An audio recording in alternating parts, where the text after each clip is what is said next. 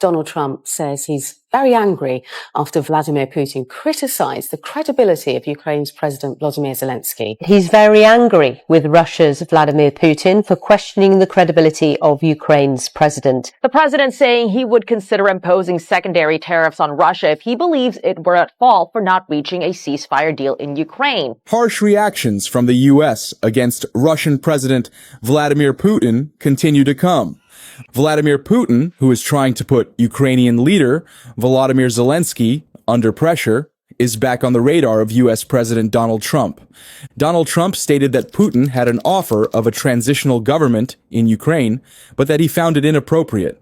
Mr. Trump said he was angry that the Russian leader lacked confidence in Zelensky's leadership. He considers Zelensky not credible. He's supposed to be making a deal with him, whether you like him or you don't like him. Mr. President said he was very angry at Putin for this offer. But what really angered Mr. Trump was the fact that there is still no peace in Ukraine. For this reason, Donald Trump has recently warned Putin in a very striking way in order to establish peace in Ukraine. Mr. Trump suggested that this war must stop or Russia will face brand new tariffs. And they certainly wouldn't want to put secondary tariffs on Russia, but if they were put on, it would not be. The reopening of the tariff issue after the EU and Canada signaled a change in Mr. Trump's attitude towards Putin. So, which Russian products will the U.S. leader impose new tariffs on if peace is not achieved?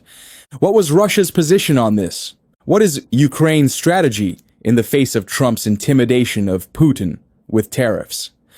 We will discover the answers to all these questions together. But first, please don't forget to subscribe to our channel, turn on notifications, and give us a like to stay up to date with our content. Let's take a look at Trump's massive anger and see what lies ahead for Putin. The U.S. leader complained that peace in Ukraine is still elusive because of Vladimir Putin. I think he's going to fulfill his part of the deal. Now, then you have Zelensky and hope. In response, Donald Trump announced that if Moscow does not accept the ceasefire in Ukraine, he will impose secondary tariffs on countries that buy oil from Russia. This shocking announcement reverberated around the world. As predicted, the U.S. had caught Russia at its primary source of economy. Trump gave Putin a very harsh intimidation by stating that if peace could not be achieved, he would impose a 25% tariff on countries that buy oil from Russia and a 25 to 50 percentage point tax on all oil. Mr. Trump also signaled that countries that do business with Russia would no longer have any trade links with the United States. But which countries was Mr. President referring to?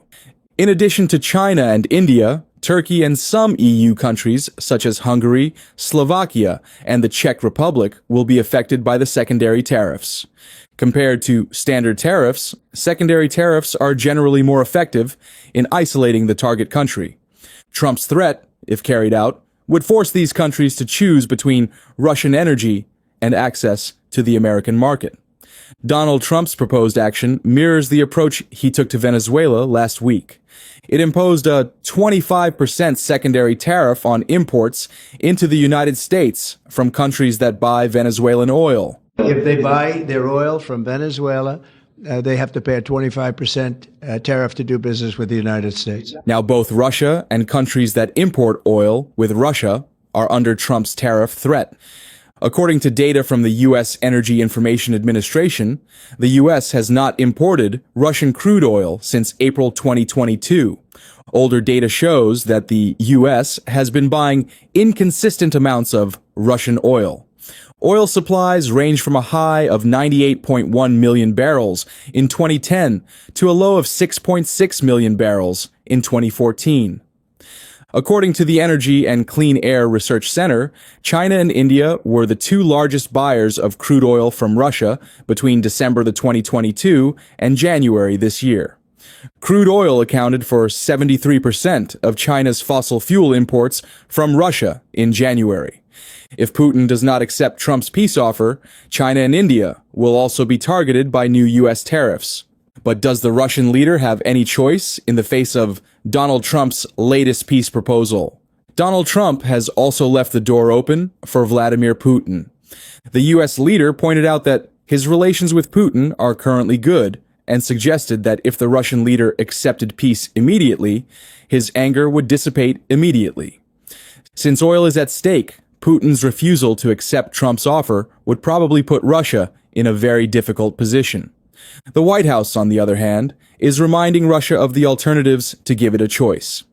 In response to Russian President Vladimir Putin, the White House National Security Council spokesperson reaffirmed the U.S. commitment to Ukraine's sovereignty. This was the White House's way of reminding Putin of Trump's warning: urgent peace. So what does Russia think about this? Will Putin warm to Trump's peace proposal? At the moment, Putin is reportedly preoccupied with the new government in Ukraine. This is likely to be one of the conditions the Russian leader will put on the table to accept Trump's peace offer. The Kremlin leader is thought to have come up with this idea in order to allow for new elections and the signing of key agreements that could lead to a settlement in the war. A new presidential election in Ukraine was Russia's main demand in the negotiations brokered by Trump. Kiev opposed it, citing Ukraine's constitutional provision, stating that elections cannot be held while the country is at war. Possible elections would likely exclude some of the Ukrainian territory annexed by Russia, raising fears that Moscow could intervene and install a pro-Kremlin leader who would be more amenable to Russia's terms for ending the war. But is there any possibility of holding the elections Putin wants? Under Ukrainian law, elections cannot be held during periods of martial law, as has been the case since the Russian invasion in 2022. Zelensky was elected president in 2019, and Ukraine's presidential election was originally scheduled for 2024, but was postponed due to the war. Zelensky has repeatedly rejected demands for new elections, emphasizing his continued presidential mandate and the difficulties of holding a national vote during war and occupation. The Ukrainian parliament has affirmed his legitimacy and demanded that Kiev hold elections after a comprehensive, just and sustainable peace is achieved on its territory. Without new elections in Ukraine, it is unlikely that Russian President Vladimir Putin will accept U.S. leader Donald Trump's peace proposal. But peace is desperately needed in Eastern Europe, especially in the Black Sea. There are important assessments on the Black Sea from the Russian side. Kremlin spokesman Dmitry Peskov said in a statement that the lifting of European Union sanctions on the Russian Agricultural Bank is important for the Black Sea truce brokered by U.S. President Donald Trump. The Russian Agricultural Bank, one of the many institutions targeted by European sanctions, facilitates payments for Russian exports. It was cut off from the SWIFT payment system, the main messaging network through which international payments are initiated. Russian state media quoted Peskov as saying that if Europe does not want to ease sanctions under the Black Sea Initiative, then it does not want to follow the path of peace. The EU has suggested that it will not lift sanctions against Russia until there is a lasting peace agreement in Ukraine. This means that Peskov's stated demands have been rejected by the EU. Trump, on the other hand, is working to lift these restrictions as soon as possible. Earlier this week, the U.S. government said it would work with Russia to restore access to the world market for agricultural and fertilizer exports and improve access to ports and payment systems for such transactions. According to the government spokesperson, there is a view that if EU sanctions against Russia are eased, peace in the Black Sea will also be easier to achieve. The Black Sea is an important commercial shipping route that has faced some disruptions due to the war, affecting the grain and fertilizer trade early in the war. But in recent months, exports have mostly continued as usual. Trump is likely to focus more on sanctions in the coming time frame to ensure that this pattern continues. Trump also confirmed that he plans to speak with Vladimir Putin again this week. If there is renewed contact between the two leaders, it will be the third meeting since January. In addition to Putin, the U.S. leader is also maintaining contacts with the Nordic region in an attempt to force Russia to make peace. Quietly and without explanation, Trump played a round of golf with Finnish President Alexander Stubb on Saturday, a meeting that came completely out of the blue. Stubb's office urged Donald Trump to set a firm deadline for reaching a Ukrainian ceasefire with Russia. He suggested April 20th, 3 months since Trump's return to office, as a target for progress. The Finnish president's suggestion of April 20th as a potential date to announce a cessation of hostilities shows that this is not just diplomatic theater. Tulitauko on saatava aikaiseksi, ja jotta se saadaan aikaiseksi, tarvitaan päivämäärä. Ja meidän tulokulma on se, että 20.4. Europe is supporting it, and this time, they are not just reacting. But will the U.S. leader be able to achieve peace after all this, no matter what? Trump may be really serious this time. In recent weeks, the Kremlin has shown its cards. Moscow has no intention of ending the war. Its goal is to run out the clock, exhaust Ukraine's strength, and force Trump to make unilateral concessions. This happened almost last week when U.S. negotiators quietly accepted a draft proposal to lift European sanctions on Russian financial institutions. The administration has since withdrawn it, but the episode revealed just how chaotic things are behind the scenes. Inside Ukraine, preparations are also quietly underway. Even if it starts as a partial ceasefire, change is real. If a pause is declared, Putin will probably be the first to test it. The war economy depends on the battlefield. Russia may not be able to switch from producing only artillery shells to harvesting wheat. There is no magic transition to transform a militarized workforce into a civilian workforce, not without triggering economic collapse. This means that the war machine will keep humming. Oil revenue will continue to flow into missile production, tank factories, and shell casings. But Trump is also determined to cut off Russian oil in the absence of peace, as we mentioned. This makes it less likely that Russia will be able to revitalize its economy. For Putin, the ceasefire is seen as a reset, not an end. Time to regroup, reload, and strike again. But without oil, Putin may not be able to do all this.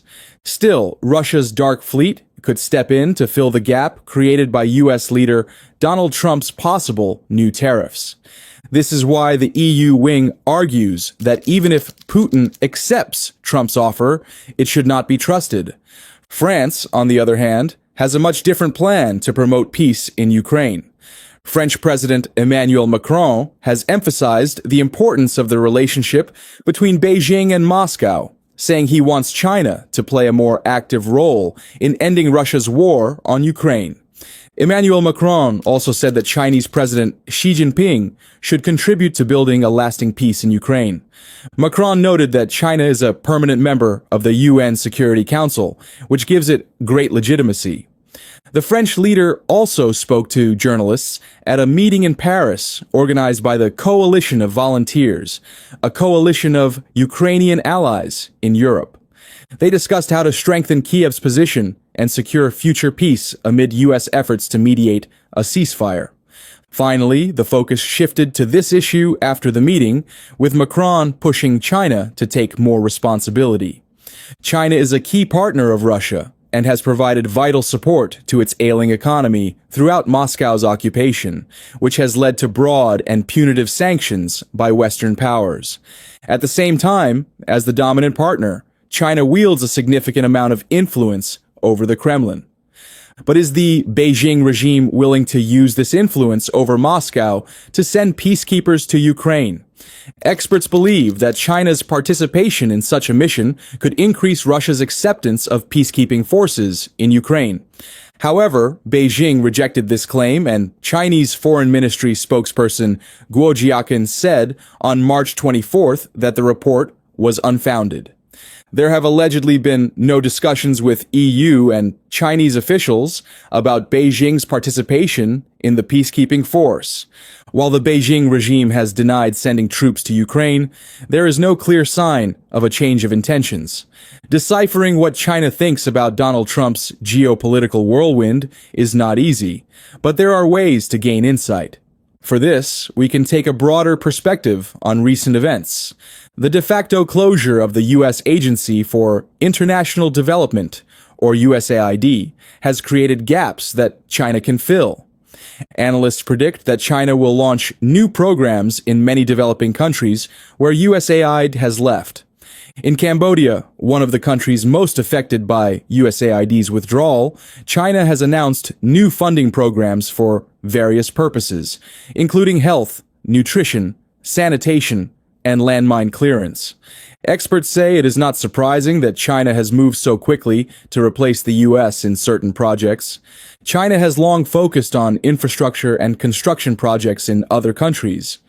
Beijing could also exert its dominating influence in other sectors where China already leads, such as agriculture and public health. This could boost the country's profits and promotional efforts. Beijing is also likely to target Southeast Asia, South Asia, and Central Asia in its sphere of influence. In fact, this may be exactly what Putin wants. The Russian leader may be delaying or trying to put Ukraine peace on hold in order to wear down the Trump regime and further empower China. This could pose risks for the United States. China, which Putin wants to empower, could again make interesting demands on the United States to get its way not only in Eastern Europe, but also in the Pacific. But is this possible? From 2018 to 2023, U.S.-China relations were in a linear downward spiral. Escalating tensions in the South China Sea and the Taiwan Strait, and contrasting approaches to the war with Russia over Ukraine, collectively fed a sense of fatalism that the countries were heading towards an abyss of complete economic disintegration and catastrophic military conflict. The trade war between the U.S. and China has become a defining geopolitical conflict. Initially characterized by tariff increases, it has expanded to encompass broader technological, economic, and military dimensions. This rivalry is increasingly testing the resilience of global diplomacy, as nations are forced to navigate the confrontational environment created by the two countries. The intensification of the U.S.-China trade rivalry is not only an economic challenge, but also a profound structural transformation of the world order that puts to the test the effectiveness of multilateral diplomacy in managing relations between interdependent rival powers. The consequences of the crisis between these two countries are felt globally and affect developed countries and emerging economies alike. While some countries are capitalizing on opportunities for economic growth, others are struggling to preserve their sovereignty and ensure economic resilience. In Europe, competition exacerbates internal divisions among EU member states, complicating a possible collective response. Germany, which is heavily dependent on China as its largest trading partner, especially in the automotive sector, has resisted calls for high tariffs on Chinese electric vehicles. German car makers such as Volkswagen and BMW, which depend on the Chinese market for a significant portion of their revenues, have lobbied against policies that could trigger retaliatory actions from Beijing. Other countries have imposed barriers on Chinese cars. The U.S. is proposing a ban on Chinese software in cars. Canada has already imposed tariffs on Chinese EVs. Putin's Russia could now further antagonize Trump against the West in order to give China more prominence amid tensions between the U.S. and the EU. This could trigger the risk of Trump giving Putin more leeway on Ukraine peace. In other words, Putin could use the EU-US standoff and China's gains in the process to claim more rights in Ukraine. But this time, we have seen how serious Trump is, how determined he is to end the war in Ukraine. Even if Russia and China put pressure on him, Trump is unlikely to give up his efforts to establish peace in Ukraine, including the Black Sea. We will see more clearly how effective this stance of the U.S. leader will be in the time to come. Thank you for watching.